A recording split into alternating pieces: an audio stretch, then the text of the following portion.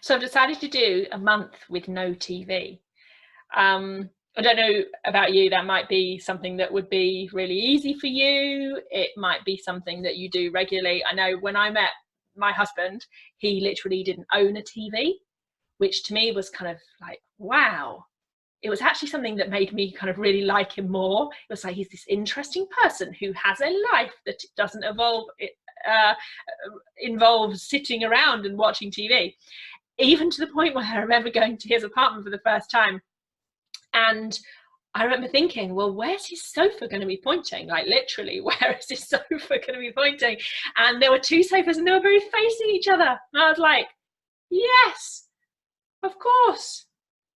We could have a conversation sat on a sofa each, facing each other. That's fun.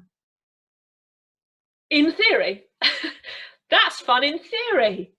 But not in my life. Not, you know, for me, TV was always a massive thing.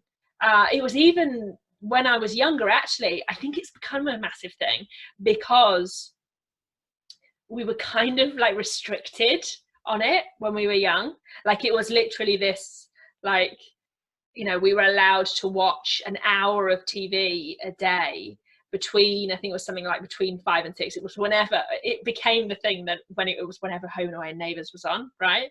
And so I think that was like about, you know, between 5 and 6 in the evening. So we were allowed to watch TV between 5 and 6 in the evening.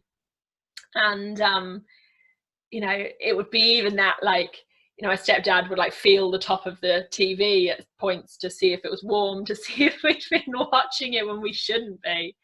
And my sister and I have kind of decided, we've just decided to blame it on, you know, on that, because it's, you know, it's easy to blame stuff on parents, let's do that. But it was kind of, you know, the fact that they restricted us from watching it when we were younger means that we kind of became addicted to it at a later stage. And definitely, I've talked before, kind of openly, about the fact that TV has been something for me that I've recognized brings me connection. And connection is obviously a fundamental core human value that we're all striving for. We're all striving for connection with other people, connection with ourselves. And so particularly now, in the last couple of years, the fact that I now have my own business, work from home, obviously I have a massive connection and have that time of being with clients, but a lot of that is video chat. And so we kind of do almost what I'm doing now, of talking into a video, and that's great. And I get some definite connection needs met there, but it's also quite intense. Like, coaching can be quite intense, and me holding space for somebody else and really supporting their massive transformations is bloody fantastic, but it's really intense, right? And so when I get the opportunity to have a break in my day, what's the first thing I do? I go and I get some easy kind of cheap connection. That's what it is. I go and I sit in front of the TV and I put something on where I feel like I'm not alone. I'm getting that kind of connection. I'm interacting with other people, even though I'm clearly not really.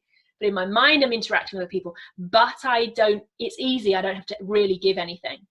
And I think, to me, as someone who is, I suppose, a kind of natural introvert, lots of people might see me and think, no, of course, you're not an introvert, you're an extrovert. My friends, you know, my family, my husband certainly knows that actually I'm a massive introvert in so many ways.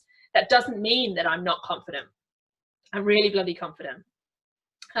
Mainly because I've worked so much on developing this real deep inner confidence, which feels amazing. It's that the kind of introversion for me shows up in that spending time with people is bloody wonderful until it's not, until suddenly I'm like, now I'm exhausted by this interaction. So TV is a place where I feel like I can get connection without getting exhausted by it.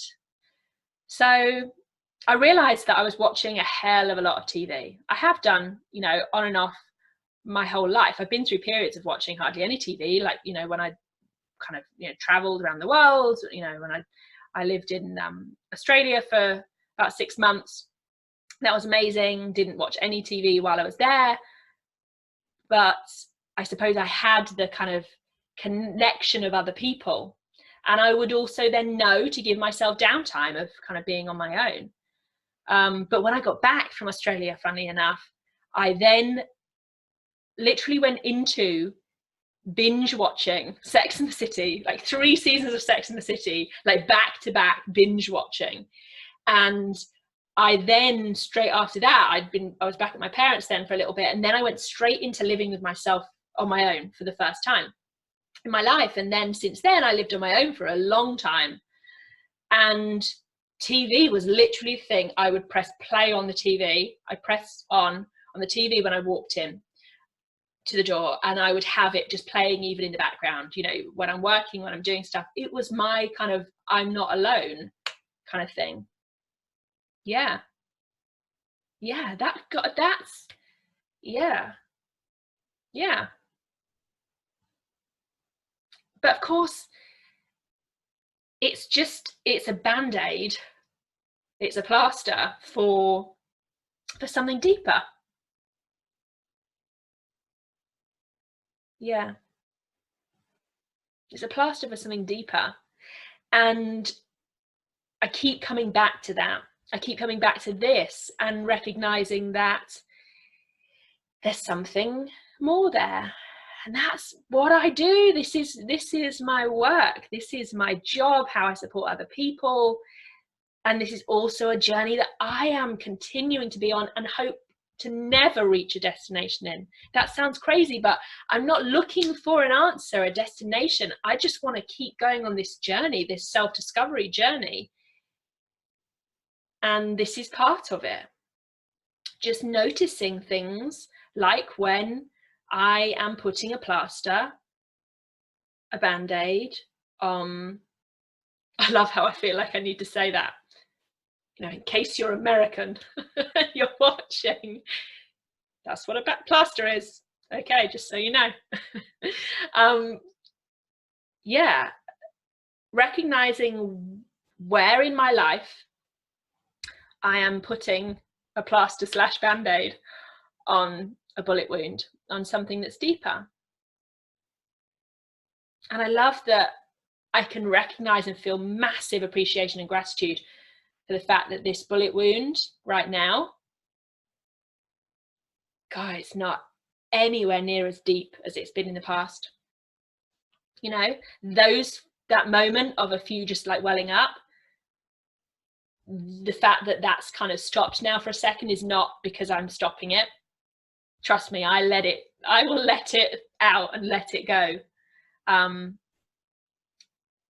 when I feel I want and need to, when it's there. But actually it's the fact that it was only this deep this time because I've worked so hard on it. I've worked so much on it. I've opened myself up to it. Which in itself, I just want to give some appreciation and gratitude for, because that's wonderful. But it's still there to some degree. And also, even if it managed to leave me that kind of bullet wound of, you know, I'm alone, or I lack connection, or I don't belong, even if that feeling ever did leave me, I am so now entrenched in the habit of watching TV that I'm not sure that would be enough to stop it. And so a lot of the work I do is supporting people with things like reframing habits that aren't serving them. And most of the time we work, you know, we do that quite slowly.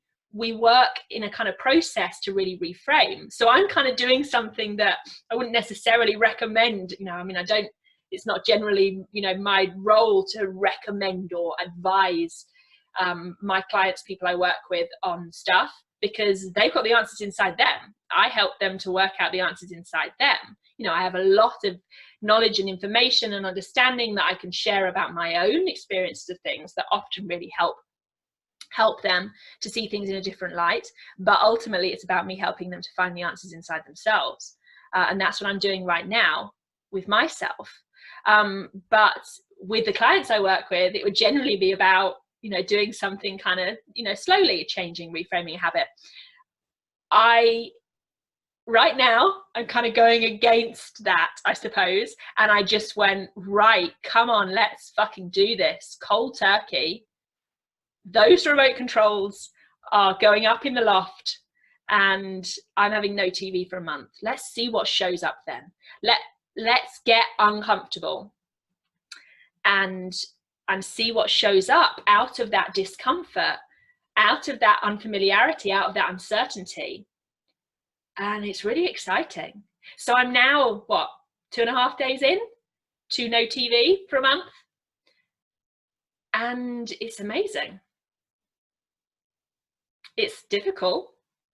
It's confronting. It's uncomfortable. But I kind of love that.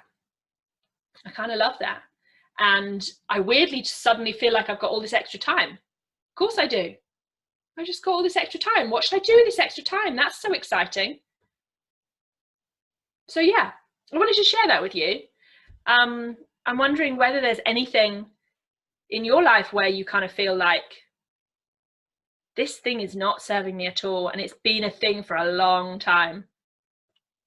And maybe you could think, well, what would it be? I wonder who would I be without that thing? And maybe doing it slowly, or maybe just kind of diving into it, taking that leap. Who would I be without TV? Who would I be? Well, I'm finding out, and I'll keep you posted.